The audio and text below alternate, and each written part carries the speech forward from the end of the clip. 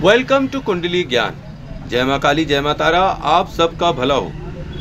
ये है सूत्र और हम सूत्र में डिस्कस करने जा रहे हैं क्या, डिफरेंट टाइप्स ऑफ पंच महापुरुष योग। ठीक है, कि जिन्हें हम एस्ट्रोलॉजी में कहते हैं पंच महापुरुष योग।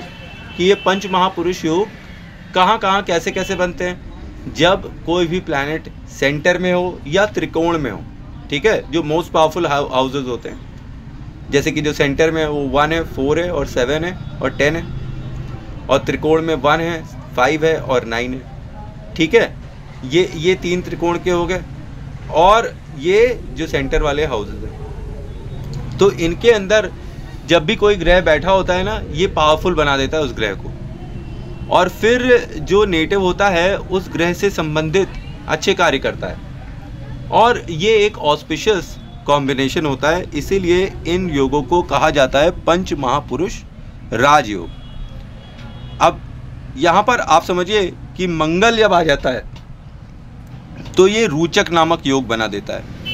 ये जातक को एक्सट्रीम रिच बना देता है, ब्रेव बना देता है, अग्रेसिव बना देता है और शक्ति संपन्न होता है। ये बंदा जो है हर जगह अग्रेशन होता है इसके अंदर। ऐसा जातक अपने जीवन में लड़ भिड़ कर जो भी चाहे वो ले जरूर लेता है। एग्जाम्पल, मंगल इन 10th हाउस।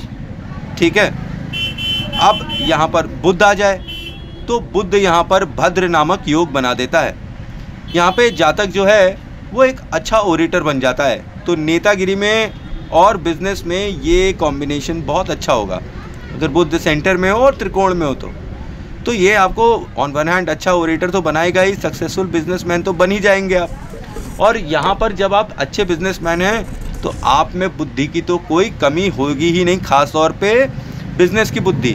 और जब बिजनेस की इतनी अच्छी बुद्धि है तो सेल्समैन भी आप ज़बरदस्त होंगे। आप किसी को कुछ भी बेच सकते हैं लाइफ में, और आप अपने जीवन में इसी तरह से चीज़ों को बेचकर, लोगों को पटाकर, कमीशन का पैसा खा के, ट्रेडिंग का पैसा खाकर, इस तरह कर कर आप बहुत अमीर बन सकते हैं। ठीक है, अब यहाँ पर एग्जाम्पल ले लीजिए कि बुध इन 5th हाउस।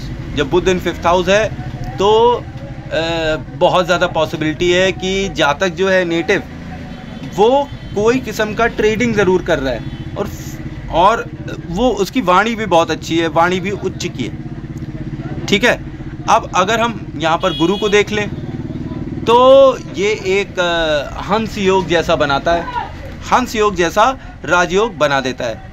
यहाँ पर मैं एक आपको चीज़ बोलूँगा कि यहाँ पे एक एक्सेप्शन है कि 10th हाउस, 10th हाउस में जब गुरु आता है ना, कोई भी राजयोग, कोई भी कुछ भी कहे, मैं नहीं मान सकता हूँ। 10th हाउस या गुरु की प्रेजेंस 10th हाउस के अंदर बहुत ही गड़बड़ परिणाम देती है। आदमी परेशान हो जाता है पैसे के लिए। इसलिए मुझे ये कॉम्बिनेशन 10th हाउस में तो नहीं पसंद आएगा। ये मैं कई जगह देख चुका हूँ, ट्राई भी कर चुका हूँ। बाकी जगह ये आपको हंस नामक राजयोग बनाकर देता है। नेटिव यहाँ पर दयालु हो जाता है, मदद करने वाला होता है लोगों की, बहुत ही रिलीजियस हो जाता है, और सरकारी तंत्र से इसे मदद मिलती है। ठीक, और ये हाई गवर्नमेंट पोस्ट तक जा सकता है बंदा यहाँ पर।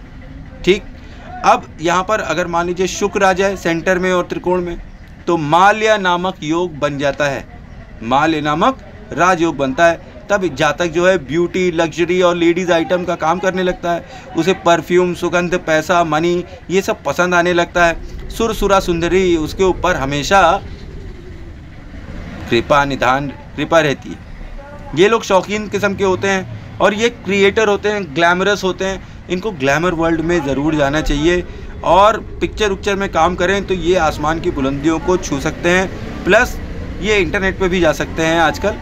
ठीक है, तो इन सब चीज़ों में इनको अच्छा फल मिलता है। एग्जाम्पल, शुक्र इन 7th हाउस, उच्च का हो गया ना, शुक्र अपने इस राशि में, और शनि के साथ अगर यही कॉम्बिनेशन हो सेंटर में और त्रिकोण में तो शनि जो है यहाँ पे शश योग बनाकर दे देते हैं। ये जातक को लीडरशिप क्वालिटीज़ दे देती है, और इंसान को ये एक्सट्रीम सीरियस टाइप का बना देती है, क्योंकि शनि जो है काला आदमी है, बहुत ही सीरियसली बैठा रहता है शांति से। ठीक है, और लगातार काम करने वाला होता है, और ये बहुत ही मतलब बंदा सीरियस होता है। और ये गुड भी होता है किसमें, रिलीजन में। क्योंकि आप याद करिए, अगर 9th हाउस में शनि बैठा है तो ये आपको वैराग्य योग दे देगा, ये आपको एक्सट्रीम रिलीजियस बना देता है। हालांकि ये योग आपको एक लंबी उम्र दे देता है कि आपकी एक लंबी उम्र हो गई है। ये आपको जज भी बना सकता है क्योंकि शनि है ना, और शनि कौन है? न्यायाधीश है। तो ये शनि आपको जज भी बना सकता है। यहाँ पर एग्जाम्पल, शनि इन 10th हाउस। तो शनि इन 10th हाउस प्रोफेशनली आपको जज बनाने की तरफ भेजता है। ये आप हमेशा याद रखिए कि अब ये भी डिपेंड करेगा कि कौन सी दृष्टि पड़ रही है किसकी और क्या भाव है। पर ये है कि जातक जो है अगर सेंटर में शनि है तो बिजनेस करके, कर्म करके व्यक्ति अच्छा धन अर्जित कर लेता है और अपने जीवन में आसमान की ऊंचाइयों को छूता है। ठीक है, यहाँ पर एक्सेप्शन मैं एक देखता हूँ कि शनि इन 5th हाउस। मैंने कई बार देखा शनि इन 5th हाउस अच्छा नहीं होता, बहुत भयंकर डिले दे देता है। अब ये राजयोग या कुछ भी कहें, लेकिन 5th हाउस में अगर शनि बैठा है तो मैं प्रेडिक्शन तुरंत करने लगता हूँ कि भैया ये हर चीज़ को आपकी डिले कर रही है, क्योंकि सूर्य के घर में यश मान सम्मान की जगह पर आप आकर बैठे हुए हैं, तो आपका ये सब डिले हो रहा है।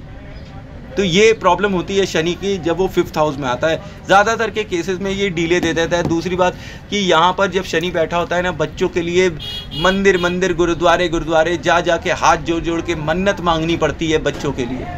बच्चे भी नहीं होने देते शनि यहाँ पर। ये एक्सेप्शनल हाउस है 5th हाउस में अगर शनि बैठा हुआ है यहाँ पर, तो फिर ये एक्सेप्शनल हाउस है, क्योंकि ये इनका घर तो है नहीं। भले ही ये त्रिकोण का घर है पर ये सूर्य का घर है ना। अब सूर्य के घर में यहाँ पर जब शनि बैठा हुआ है ना, तो द्वंद्व युद्ध स्टार्ट हो जाएगा, हर चीज़ पिछड़ जाएगी, हर चीज़ में डिले होने लगेगा इनका। इनके फादर के साथ भी इनका रिलेशन अच्छा नहीं होना चाहिए। यहाँ तक कि जो भी चीज़ें इनको चाहिए होती हैं लाइफ में, ठीक है, जिनसे ये प्यार करते हैं, जिनका भी 5th हाउस में शनि बैठा हुआ है, जिनसे भी ये प्यार करते हैं, उसके लिए, उससे मिलने के लिए ये तरस जाते हैं, बहुत हाथ पैर मारते हैं अपने प्यार के लिए, लड़ते झगड़ते हैं। हाँ, एंड में मिल जाता है, क्योंकि शनि यही करते हैं, जहाँ बैठते हैं वहाँ सेव कर देते हैं, एंड में मिल जाता है।